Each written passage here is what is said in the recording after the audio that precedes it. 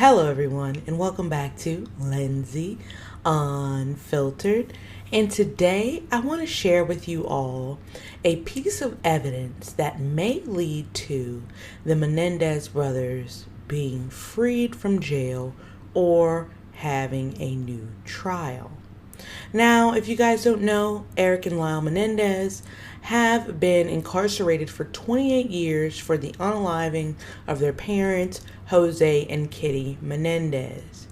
But the pair of brothers do have strong claims to SA and other forms of abuse that may lead to their release.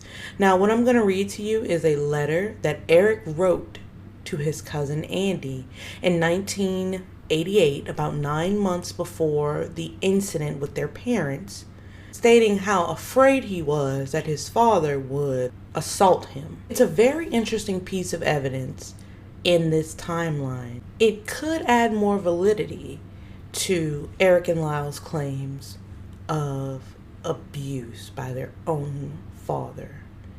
If you like videos like this, make sure to hit that subscribe button. On this channel, we talk about scandals, conspiracy theories, true crime with a twist of humor.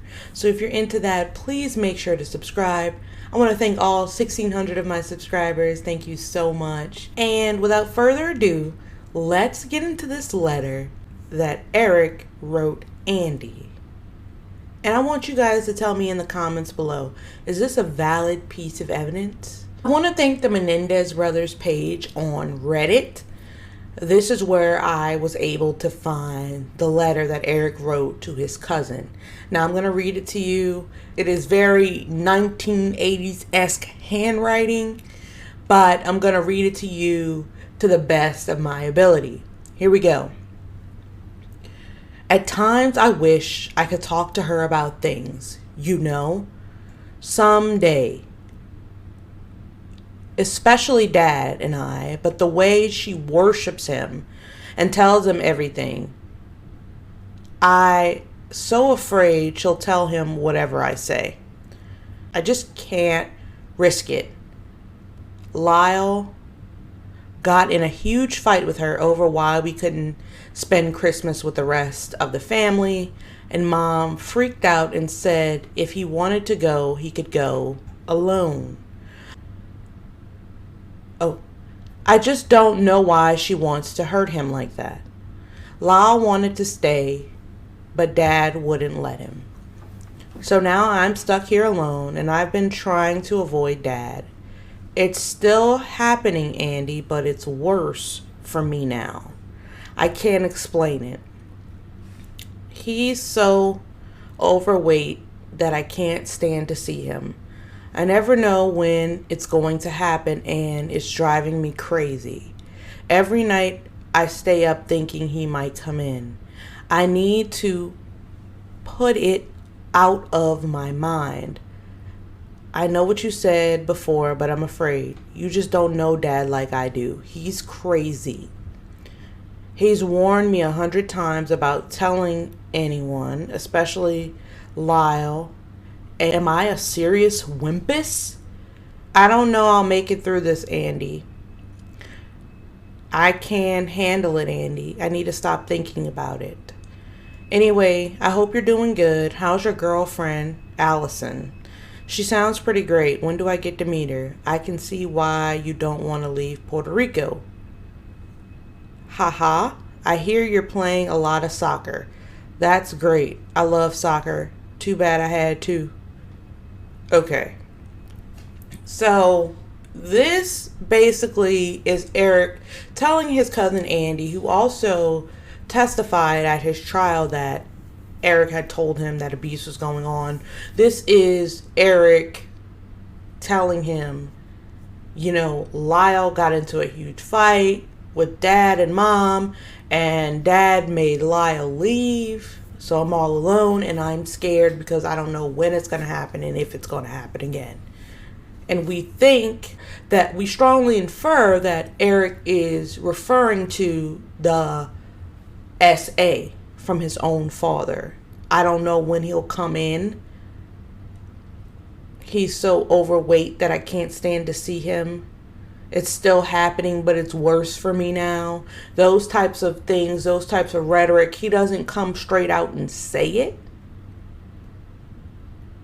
But you can infer that he was talking about the alleged abuse with his cousin a year before the incident happened.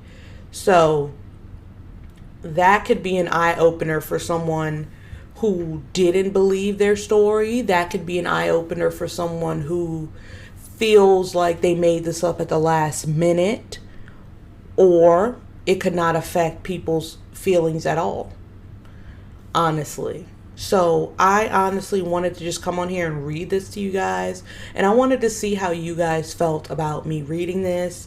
It is, 1980s script print. I don't really know, but I feel like this is a strong piece of evidence that they're looking into. This is a strong piece of evidence that is basically showing that he's telling someone else that there was abuse way before the fact of even having the idea of doing what they did. Allegedly, right? So I think this is a good piece of evidence, and this is one of the pieces of evidence that they're going on to try to see if they are going to give them a new trial sentence. Now, a lot of people are saying, free the Menendez brothers. I want to know from you guys, do you think the Menendez brothers should be freed? Have they, quote unquote, done their time, or should they remain in jail and finish their sentence? I know this was a shorter video. I just wanted to share this document with you guys. I think you guys will find it really insightful to look into, to reread, and to analyze to see if there is a case for a retrial here. Is there a case for a resentencing here? I think this letter is really interesting. I am trying to do a video on Erik or Lyle's time on the stand. Those are a little bit harder because of all of the explicit nature in those videos. We might do a live stream. We will find out a way to tackle that. But we are going to do a Carly Gregg video. I see a lot of people saying that Carly Gregg and Gypsy Rose have parallels, so we'll look into that. Until next time, this has been Lindsay Unfiltered.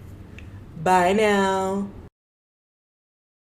I don't ever slow up, no I don't take shit. I got no love for the fakeness. If you wanna play tough and wanna hate this, I'll always show up.